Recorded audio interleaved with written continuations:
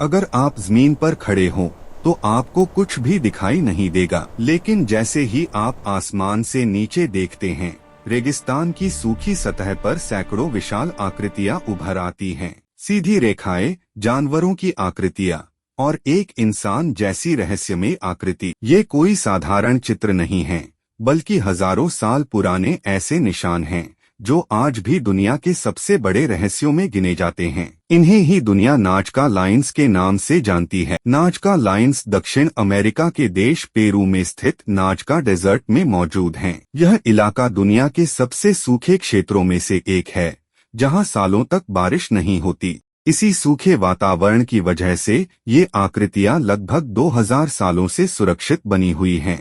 माना जाता है कि इन्हें नाजका सिविलाइजेशन ने लगभग 500 ईसा पूर्व से 500 ईस्वी के बीच बनाया था।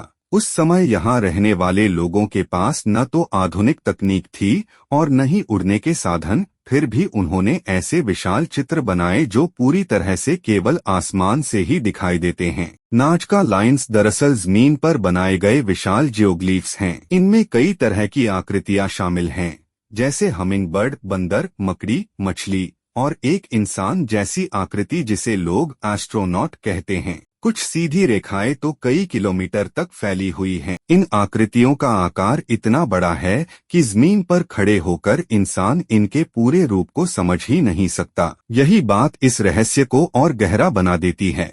यहाँ सबसे बड़ा सवाल यही उठता है कि जब नाजका लोगों के पास हवाई जहाज, ड्रोन या ऊंचाई से देखने की कोई तकनीक नहीं थी, तो उन्होंने इतनी सटीक और विशाल आकृतियां कैसे बनाई होंगी? और अगर ये आकृतियां जमीन से दिखती ही नहीं थीं, तो इन्हें बनाने का उद्देश्य क्या था? यही सवाल लोगों को अलग अलग थ्योरी सोचने पर मजबूर करता है।